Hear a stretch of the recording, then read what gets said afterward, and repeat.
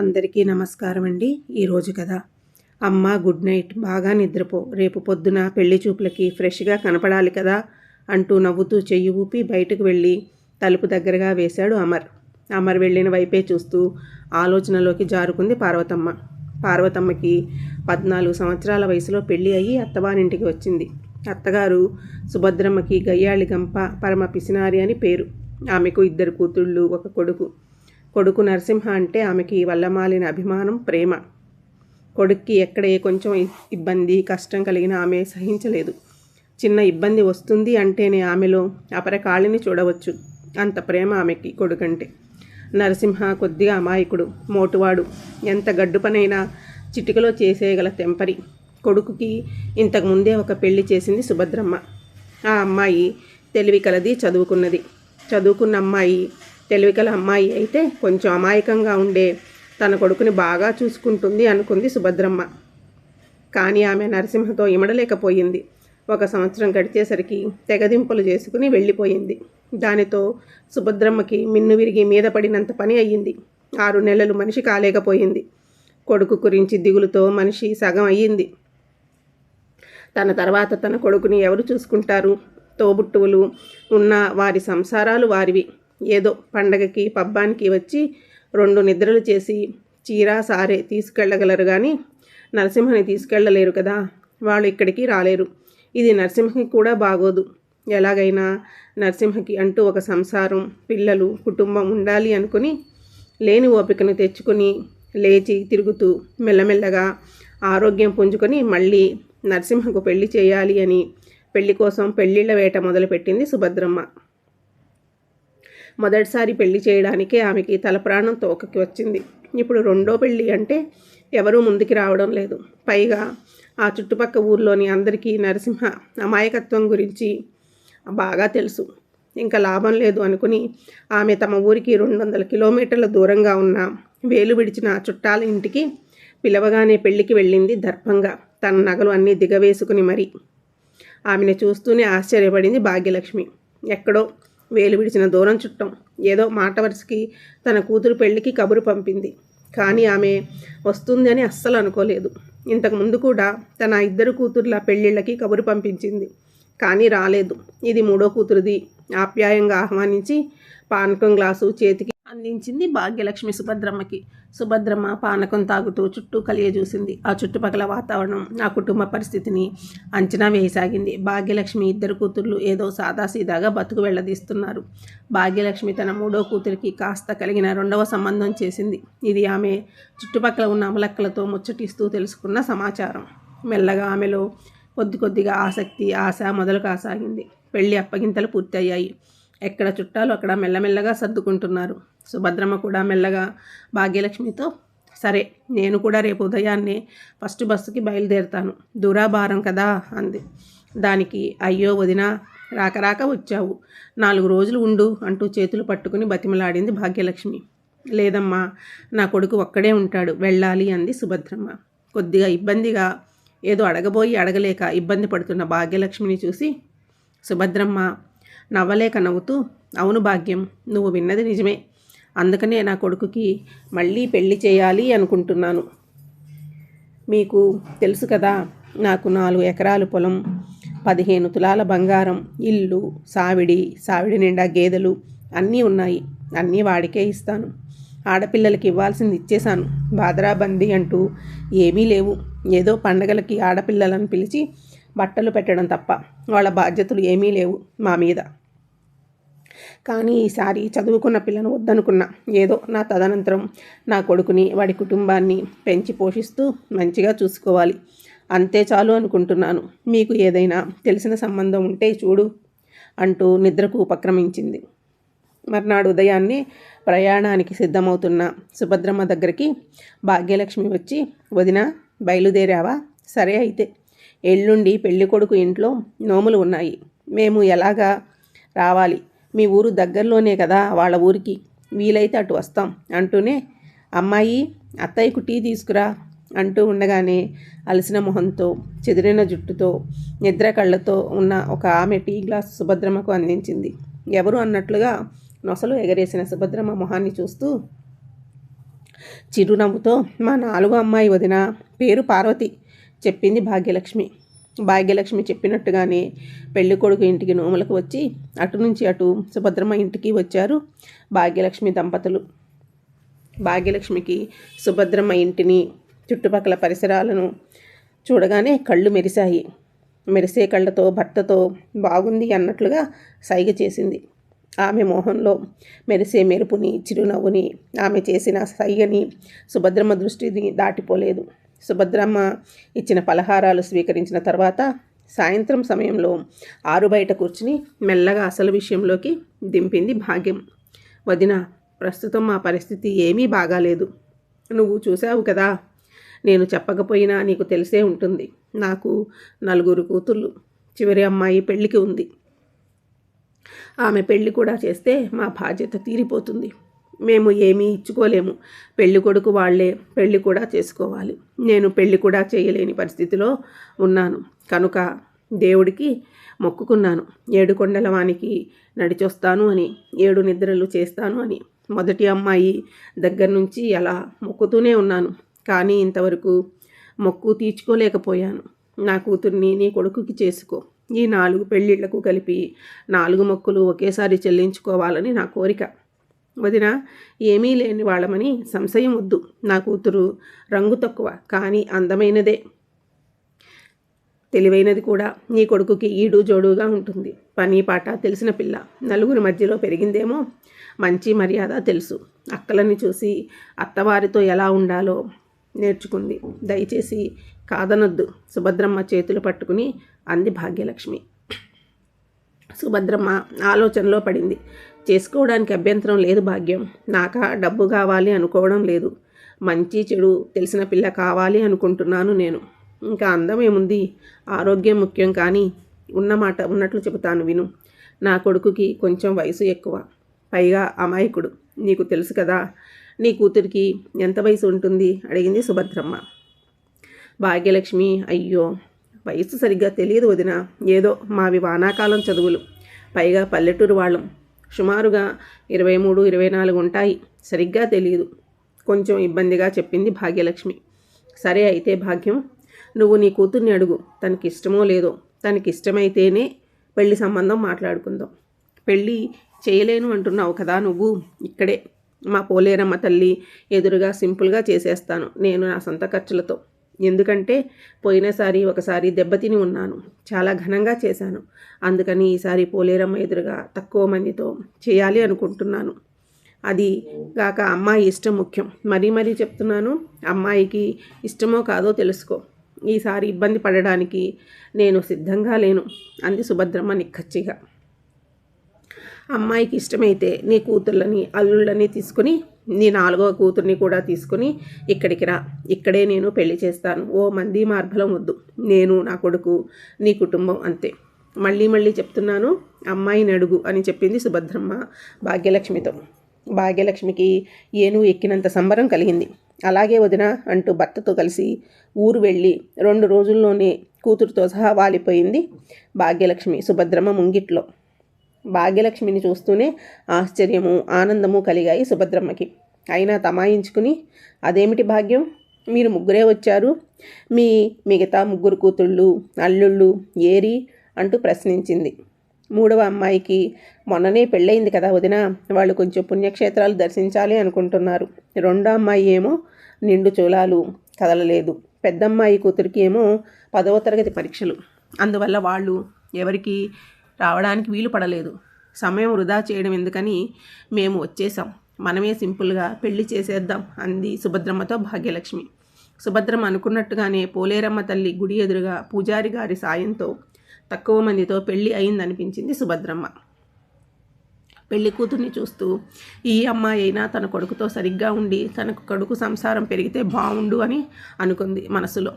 సుభద్రమ్మ పోలేరమ్మ తల్లిని నిండు మనసుతో నిండుగా మొక్కుకుంది. తన కొడుకు సంసారం పెరగాలి అని. పెళ్ళి అయ్యి 1 నెల రోజులు అవుతుంది. పెళ్లి కూతురు కొత్త అవడంతో బిడియంగా తిరుగుతూ ఉంది. సరే, నెమ్మదిగా సర్దుకుంటుందిలే, కొత్త కదా అనుకుంది. పెళ్ళి అయిన 10 రోజులు లేదా 15 రోజులు కూతురికి సహాయంగా ఉండి వెళ్తారు అనుకున్న పెళ్లి కూతురు అమ్మా నాన్న కదలకుండా అక్కడే ఉండడం, పూటకి ఒక కోడిని స్వాహా చేయడం, ఎన్ని పాలు ఇంటి కోసం వాడుతున్నారు లెక్కలేకపోవడం, మితిమీరిన ఖర్చు, ఇవన్నీ చూసిన సుభద్రమ్మకు కంగారు మొదలైంది. వీళ్ళు ఇక్కడే ఉంటే 4 ఎకరాలు కాదు కదా, 4 సెంట్లు కూడా మిగిలే లేవు తన కొడుక్కి అనిపించింది. ఒక రాత్రంతా ఆలోచించి ఉదయాన్నే భాగ్యం, మీరు తిరుపతి మొక్కుకున్నారు కదా, వెళ్ళి ఆ మొక్కు తీర్చుకుని రండి. మళ్ళీ 3 నెలల్లోపు పెళ్లి కొడుకుని మీ ఇంటికి తీసుకువెళ్ళి 3 నెలలు సంవత్సరంలోపు మీ ఇంట్లో ఉంచుకునే ఆచారం మనకి ఉంది కదా అంటూ అసలు ప్రస్తావన చేసింది సుభద్రమ్మ. ఈలోపు ఒకవేళ పిల్ల నెల తప్పింది అంటే మళ్ళీ ఆ 9 నెలలు, ఆ తర్వాత బిడ్డకు 5 నెలలు వచ్చే వరకు మళ్ళీ మీకు తీరిక దొరకదు అంటూ తొందర పెట్టింది. దాంతో చేసేది ఏమీ లేక భాగ్యం ప్రయాణానికి ఉపక్రమిస్తూ, వదిన వెళ్ళి రావచ్చు, కానీ మా దగ్గర అంత దూరాభారం వెళ్ళి రావడానికి పైకం లేదు అంటూ నసిగింది. అవునా, సరే, మా పాలేరు వెంకటేశ్వర్లు ఉన్నాడు కదా, వాడిది కూడా తిరుపతి. రేపు వాడు సొంత ఊరు వెళ్ళాలి అనుకుంటున్నాడు. వాడితో పాటు మీరు బయలుదేరండి. వాడికి రైలు ఎక్కడం దిగడం అన్నీ తెలుసు. మిమ్మల్ని తీసుకువెళ్ళి మిమ్మల్ని కొండ దగ్గర వదులుతాడు. మీరు నడిచి వెళ్ళే మొక్కు, నిద్రల మొక్కు అన్నీ తీర్చుకొని తీరిగ్గా మీరు మీ ఇంటికి వెళ్ళి ఇల్లు శుభ్రం చేసుకుని వచ్చి పెళ్లి కూతురు పెళ్లి కొడుకుని తీసుకువెళ్ళండి. ఇదంతా జరగడానికి ఎంత లేదన్నా మీకు 2 నెలల సమయం పడుతుంది.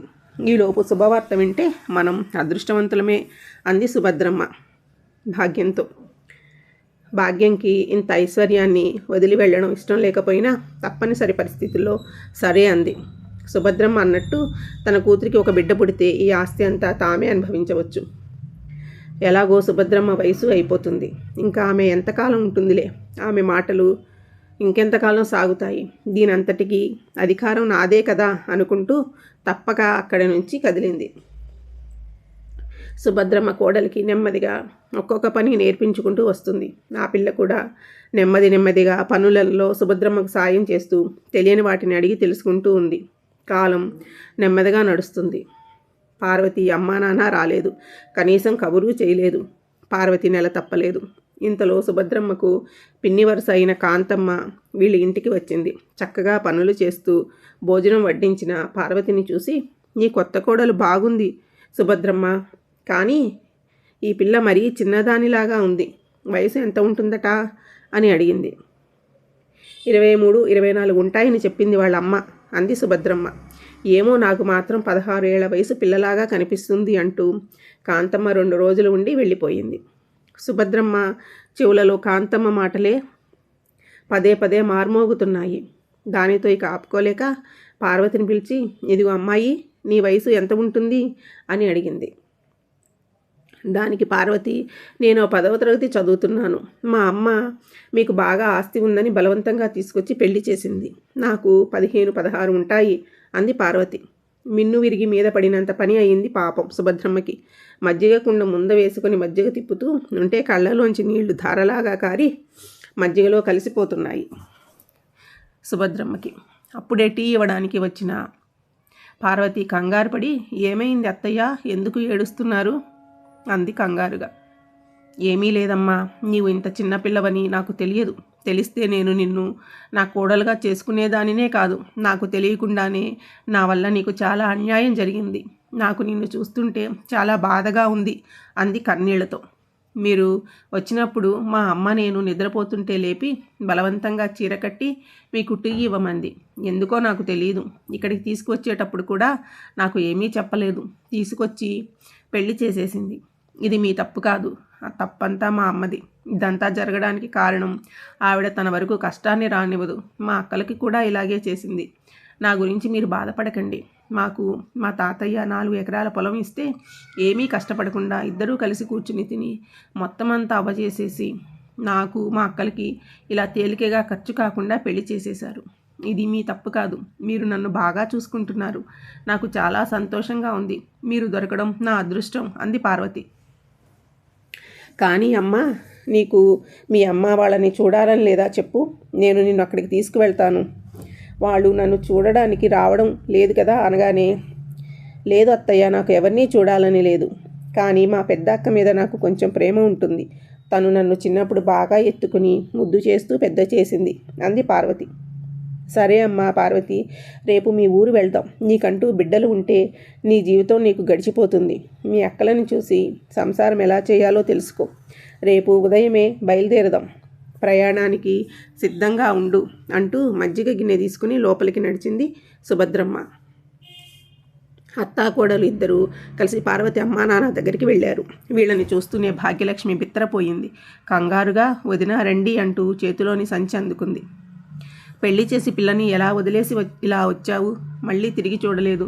ఆచారాలు ఏమీ లేవా? పిల్ల మంచి చెడ్డలు అంటూ తల్లిగా నువ్వు చూసుకోవా? పిల్ల మీద నీకు బెంగలేదా అంటూ గద్దించింది సుభద్రమ్మ. ఆరోగ్యాలు సరిలేక రావడం కుదరలేదు. అదీ కాక చేతిలో డబ్బు లేదు. వచ్చి వట్టి చేతులు నలుపుకుంటూ నీ ముందు నిలబడడం ఎందుకని నసిగింది భాగ్యలక్ష్మి. రేపు నా కోడలు వాళ్ళ అక్కలను చూడాలి అనుకుంటుంది. వాళ్ళ అక్కల ఇళ్ళకి వెళ్ళాలి అనుకుంటున్నాను. దానికి ఏర్పాట్లు చెయ్యి అంటూ కాళ్ళు కడుక్కొని లోపలికి నడిచింది సుభద్రమ్మ. వీళ్ళ రాకని చూసిన పార్వతి పెద్దక్క సాదరంగా ఆహ్వానించింది. వాళ్ళకి ఉన్నంతలో అతిథి మర్యాదలు చేసింది. మంచి విషయాలు ఏమైనా ఉన్నాయా, విశేషమా అంటూ పార్వతిని చాటుకు తీసుకువెళ్ళి అడిగింది. ఏమీ లేదన్న పార్వతితో అలాగే సంవత్సరం దాటిపోయింది. పిల్లలు ఉండాలి కదా, మీ అత్తగారు ఎదురు చూస్తారు. నీకంటూ ఒక తోడు నీడ బిడ్డ ఉంటేనే జీవితం బాగుంటుంది. మంచి చెడు నేర్పించింది. 4 రోజులు అక్కడ గడిపిన అత్తాకోడళ్ళు ఇంటికి చేరుకున్నారు. ఆ రోజు నుంచి తన భర్తతో సఖ్యంగా ఉండసాగింది పార్వతి. తనే చొరవ తీసుకుని భర్తతో మాట్లాడడం, మంచి చెడులు చూడడం, అతని వెనకాలే తిరగడం చేయసాగింది. 4 నెలలకి నెల తప్పింది పార్వతి. ఆ వార్త విన్న సుభద్రమ్మ గారు సంతోషానికి అవధులు లేవు. చక్కగా 12 మగబిడ్డ పుట్టాడు. వాడి ఆలనా పాలనాతో ఆమె జీవితం హాయిగా గడిచిపోతూ ఉంది. కానీ ఆవిడికి పార్వతి మీద దిగులు, బాధ 2 ఉన్నాయి. చిన్నపిల్ల, ఆమె జీవితం ఎలా సాగుతుందో అన్న బాధ ఆమెను వెన్నాడుతూనే ఉంది. అత్తగారైన ఆమెలోని ఆడ మనసు, అమ్మ మనసు కలుక్కుమంటూనే ఉంది. మనవడికి 10 సంవత్సరాల వయసు వచ్చింది. ఒకరోజు వాడికి స్నానం చేయిస్తూ ఉంటే, నానమ్మ తొందరగా స్నానం చేయించు, పక్కింటి బాబాయి పెళ్ళి కదా, నేను తోడి పెళ్లి కొడుకుగా కూర్చుంటాను. అయినా నానమ్మ, నాకు పెళ్ళెప్పుడు చేస్తావు? సంబరంగా నవ్వుతూ అడిగాడు మనవడు. అరే బాబు, నీ పెళ్ళికి తొందర ఏమి ఉంది, కానీరా. నువ్వు పెద్ద అయినాక మీ నాన్న పరిస్థితి చూసుకుని మీ అమ్మకు పెళ్ళి చేయరా ముందు, తర్వాత నువ్వు చేసుకో అంది. చీ నానమ్మ, ఏం మాట్లాడుతున్నావు? అమ్మకి పెళ్ళేమిటి? అమ్మకి పెళ్ళి ఎప్పుడూ అయిపోయింది కదా అంటూ వాడు తుర్రుమంటూ పారిపోయాడు. నానమ్మ మాటలు పట్టించుకోకుండా కాలం గడిచిపోయింది. సుభద్రమ్మ గారు, నరసింహ మెల్లమెల్లగా ఒకరి తర్వాత ఒకరు కాలం చేశారు. పార్వతికి కొడుకే లోకమైంది. బాగా చదివించి పెద్దోడిని ప్రయోజకుడిని చేసి పెళ్లి చేసింది. కోడలు చాలా మంచిది. కొడుకు కోడలు అమెరికాలో సెటిల్ అయిపోయారు. వాళ్ళకి ఒక పాప ముద్దులు మూటగడుతూ ఉంటుంది. 4 సంవత్సరాలు దానికి ఇప్పుడు. వాళ్ళు అమెరికా నుంచి వచ్చారు. హఠాత్తుగా కొడుకు, అమ్మ నువ్వు ఒంటరిగా ఇక్కడ ఉంటున్నావు కదా, నా దగ్గరికి రాలేవు. ఇక్కడ నిన్ను ఒంటరిగా వదిలి నేను అక్కడ ఉండలేకపోతున్నాను. నీకు పెళ్లి చేయాలనుకుంటున్నాను అన్నాడు. అంతే, భూమి బద్దలై తను అందులో కూరుకుపోతున్నట్లుగా అనిపించింది పార్వతమ్మకి. నీకేమైనా పిచ్చిక్కిందేమిటి? నాకు పెళ్ళి ఏమిటి? నాకు మనవరాలు ఉంది. కోడలు వింటే ఏమనుకుంటుంది? కంగారుగా చుట్టూ చూస్తోంది పార్వతమ్మ. అమ్మ, ఈ ఆలోచన నీ కోడలది కూడా. ఒంటరిగా మీ అమ్మని వదిలేసి ఎలా ఉంటున్నావు అంటూ నన్ను కోప్పడింది.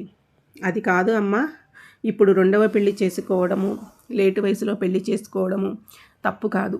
ఇప్పుడంతా ఇది చాలా సహజమైన విషయం. ప్రతి మనిషికి తోడు అవసరం. నీ కొడుకుగా నేను ఇక్కడ నీకు తోడుగా ఉండలేను. అలాంటప్పుడు నీకు భర్తగా ఒక తోడుని తోడు ఉంచితే తప్పేముంది? ఇప్పుడు ఈ సమాజంలో ఇది తప్పు కాదు. ఇది నా ఆలోచన మాత్రమే కాదమ్మా, నానమ్మ ఆలోచన కూడా అంటూ జరిగిన విషయం నానమ్మ తన దగ్గర మాట తీసుకుంది అంటూ చెప్పాడు అమర్. ఆ చిన్నతనంలో నానమ్మ ఏమంటుందో నాకు అర్థం కాలేదు. కానీ ఈ 2వ పెళ్ళి అన్నది ఇప్పుడు ఆలోచన అనుకుంటున్నారు. కానీ నానమ్మ ఆ రోజుల్లోనే అప్పుడే ఆలోచించిందమ్మా నీ గురించి అంటూ నానమ్మ ఎంత మంచిదో అంటూ లేని నానమ్మకు గాలిలోనే నమస్కారం చేశాడు మనస్ఫూర్తిగా. ఆశ్చర్యంగా చూస్తున్న పార్వతమ్మతో, కోడలు అవునత్తయ్య గారు, తప్పు కాదు పెళ్లి చేసుకోవడం అన్నది. నానమ్మగారి ఆలోచన, బాధ అన్నీ కూడా మీ గురించి, మీ ఒంటరితనం గురించి. ఆవిడ ఆలోచనని ఆశయాన్ని పూర్తి చేయడం మనందరి బాధ్యత. రేపు ఉదయం పెళ్లి చూపులు. మీరు దానికి మానసికంగా సిద్ధంగా ఉండండి. ఆయన మంచివారు, నాకు మామయ్య వరుస అవుతారు. ఆయనకి కూడా భార్య పోయింది, ఒక కూతురు ఉంటే పెళ్లి చేసేశారు. ఒంటరిగా బాధపడుతున్నారు.